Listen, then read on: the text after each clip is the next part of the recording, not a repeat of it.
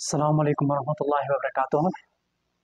तो आज की वीडियो में हम बात करने जा रहे हैं कार्बोहाइड्रेट में, जिसमें हमारा आज का लेक्चर नंबर 2 है। कल हमने पढ़ा था मोनोसेकेराइड के बारे में, तो आज की वीडियो में हम बात करने जा रहे हैं ओलिगोसेकेराइड के बारे में। इस वर्ड से पता चलता है कि ओलिगोसेकेराइड क्या होता है। ओलिगोसेकेराइड वो कार्बोहाइड्रेट होता है जिसमें 2 से लेकर 9 तक कार्बोहाइड्रेट मतलब शुगर यूनिट हो, उसको हम कहते हैं ओलिगोसेकेराइड। Those sugar unit या those carbohydrate and which from 2 to 9 sugar unit are present. From 2 to 9 monosaccharide sugar unit are present is known as oligosaccharide. Oligosaccharide जो है इसका जनरली प्रॉपर्टी जो है वो है कि ये कम मतलब कम सॉल्युबल होगा as compare to monosaccharide. Monosaccharide जो है वो ज्यादा सॉल्युबल होगा वाटर में या दूसरी चीजों में, और ये जो ओलिगोसेकेराइड है ये कम सॉल्युबल होगा एज कंपेयर टू मोनोसेकेराइड। इसके अलावा जी जो ओलिगोसेकेराइड इसमें आता है डाइसेकेराइड, ट्राइसेकेराइड, टेट्रासेकेराइड। मतलब डाइसेकेराइड क्या होता है, ट्राइसेकेराइड क्या होता है, टेट्रासेकेराइड क्या होता है। डाइसेकेराइड इस लफ्ज से पता चलता है कि di mean two, saccharide mean sugar unit. मतलब वो ओलिगोसेकेराइड जिसमें 2 शुगर यूनिट हो उसको हम कहते हैं डाइसेकेराइड। मतलब ये जिसमें 2 मोनोसेकेराइड जो हो उसको हम कहते हैं डाइसेकेराइड।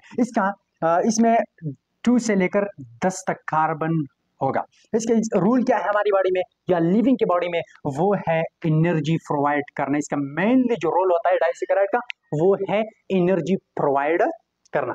इसके अलावा इसका एग्जांपल क्या होगा, सक्रोज। सक्रोज किस चीज से बना है, सक्रोज बना है फ्रक्टोज प्लस ग्लूकोज कंबाइन होकर क्या बनाता है, डाइसेकेराइड मतलब सक्रोज बनाता है। इसके अलावा माल्टोज, माल्टोज क्या है, ये बना है ग्लूकोज प्लस ग्लूकोज। यहां पर मैंने एग्जांपल दिया है, ये है ग्लूकोज, ये है फ्रक्टोज, सक्रोज का एग्जांपल। ये छोटी छोटी मॉलिक्यूल कंबाइन होकर एक बड़ा मॉलिक्यूल बनाता है। मतलब ग्लूकोज भी स्मॉल यूनिट है, फ्रक्टोज भी स्मॉल यूनिट है, ये दोनों कंबाइन होकर क्या बनाता है, सक्रोज बनाता है।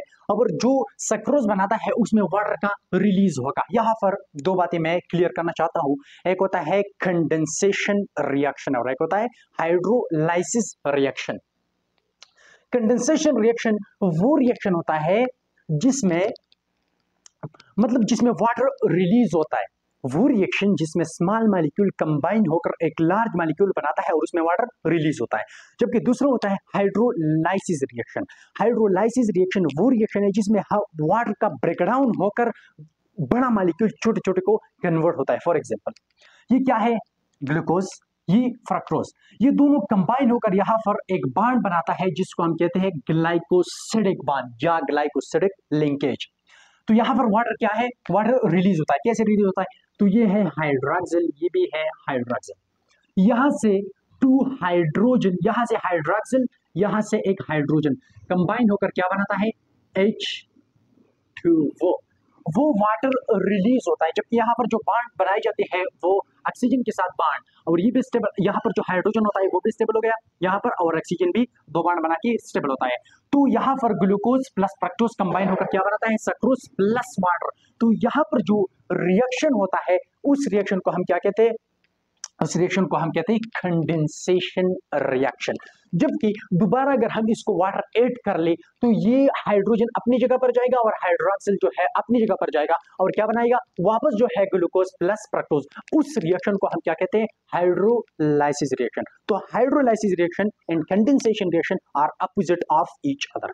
कंडेंसेशन रिएक्शन जब होगा जब स्मॉल स्मॉल मॉलिक्यूल कंबाइन होकर एक बड़ा मॉलिक्यूल बनाता है, वहां पर कंडेंसेशन रिएक्शन होगा। जबकि हाइड्रोलाइसिस रिएक्शन वहां पर होगा जब लार्ज मॉलिक्यूल जो है वो ब्रेकडाउन होकर स्मॉल स्मॉल बनाता है, वहां पर क्या होगा, हाइड्रोलाइसिस रिएक्शन होगा।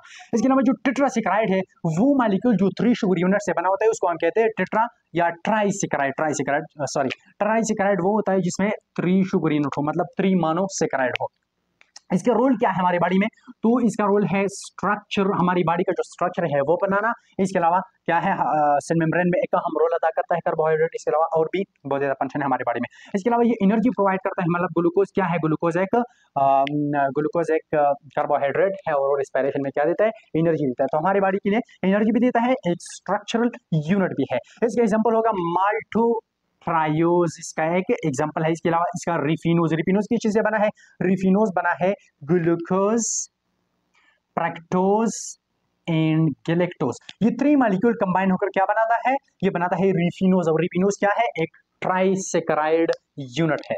इसके अलावा टेट्रासेकेराइड वो शुगर यूनिट जो 4 मोनोसेकेराइड से बना है, मतलब जो 4 मोनोसेकेराइड से बना होता है। एग्जांपल इसका क्या है? स्टिकायोज। स्टिकायोज मतलब इसका रोल क्या होता है? ये वुडी प्लांट में इसका मेनली रोल होता है स्टिकायोज का। ये बना है ग्लूकोज, फ्रक्टोज और गैलेक्टोज से। इसके अलावा यहाँ पर गैलेक्टोज इसका बहुत ज्यादा यूनिट होता है। इसके अलावा माल्टोज का भी मतलब मुख्तलिफ किस्म यूनिट होते हैं और वो कंबाइन होकर क्या बनाता है? टेट्रासेकेराइड हो एग्जांपल स्टिकायोज, और इसका मेनली रोल होता है वुडी प्लांट में। इसके अलावा जो है ग्लूकोज प्लस फ्रक्टोज कंबाइन होकर क्या बनाता है? सक्रोज। यहाँ पर 2 रिएक्शन होता है, एक होता है कंडेंसेशन रिएक्शन, एक होता है हाइड्रोलाइसिस रिएक्शन। इसके अलावा पॉलीसेकेराइड वो शुगर यूनिट जो बना है, मतलब polyमीन many saccharide mean sugar unit which made from many sugar unit। वो मॉलिक्यूल या वो कार्बोहाइड्रेट जो मेनी शुगर यूनिट से बना होता है उसको हम क्या कहते हैं? पॉलीसेकेराइड। इसमें 2 किस्म के होते हैं, एक होता है स्ट्रक्चरल पॉलीसेकेराइड, एक होता है स्टोरेज पॉलीसेकेराइड। स्ट्रक्चरल पॉलीसेकेराइड वो होता है जो लिविंग का बॉडी बनाता है, मतलब स्ट्रक्चर में अहम किरदार अदा करता है। फॉर एग्जांपल अगर हम बात करें सेल्यूलोज की,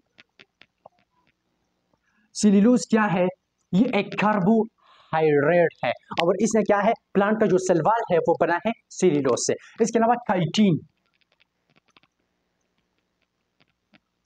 काइटिन जो है ये भी एक कार्बोहाइड्रेट है जो मेनी शुगर यूनिट से बना है, एक पॉलीसेकेराइड है। और क्या है पॉलीसेकेराइड में? स्ट्रक्चरल पॉलीसेकेराइड है। तो ये है स्ट्रक्चरल पॉलीसेकेराइड सेल्यूलोज, काइटिन। इसके अलावा स्टोरेज पॉलीसेकेराइड में ग्लाइकोजन। जब ग्लाइकोजेनेसिस प्रोसेस हो जाए, ग्लाइकोजेनेसिस एक ऐसा प्रोसेस होता है जिसमें स्मॉल ग्लूकोज ऐसे ही glucose combine to make a large molecule, या large molecule, this large molecule is known as glycogen. और ये ग्लाइकोजन जो है एनिमल क्या करता है? इसको जब ग्लूकोज इसके साथ ज्यादा होता है, एनर्जी भी पूरा होता है, तो ये ग्लूकोज स्टोर होता है in the form of glycogen हमारी मसल में, हमारी लिवर में, डिफरेंट टाइप ऑफ ऑर्गेनल में या ऑर्गन में। इसके अलावा इसका नंबर 2 है स्टार्च। स्टार्च प्लांट जो है in the form of starch अपनी फूड को स्टोर करता है, और वो जो स्टार्च है वो क्या है? असल में पॉलीसेकेराइड है। तो पॉलीसेकेराइड क्या है? Structure polysaccharide, storage polysaccharide. Clear? इसके अलावा इसकी प्रॉपर्टी क्या है? उसमें हमने प्रॉपर्टी बताया कि 2 to 9 शुगर यूनिट होता है, टेस्ट कम होता है, इसका बिल्कुल टेस्टलेस, मतलब टेस्ट नहीं होता, इसका वाटर में बिल्कुल तो सॉल्युबल नहीं होता, टेस्ट भी नहीं होता, tasteless. And more than 10 molecule monosaccharide are together to make a large molecule which is known as polysaccharide। इसमें 10 से लेकर 100 तक मोनोसैकेराइड यूनिट होते हैं। इसके अलावा ये एक्ट करता है as a structural and storage molecule. कैसे? तो हमने यहाँ पर बताया कि ये स्ट्रक्चरली क्या करता है? सेल्यूलोज और काइटिन क्या है? Basically polysaccharide. इसके अलावा स्टोरेज पॉलीसेकेराइड क्या है? ग्लाइकोजन और स्टार्च। तो ये हमारा आज का लेक्चर था ओलिगोसेकेराइड में। In the next video we will discuss about another biological molecule which is protein। तो होपफुली आपको ये लेक्चर समझ में आ गया होगा। मुझे इजाजत दीजिए नेक्स्ट लेक्चर तक। अल्लाह हाफिज।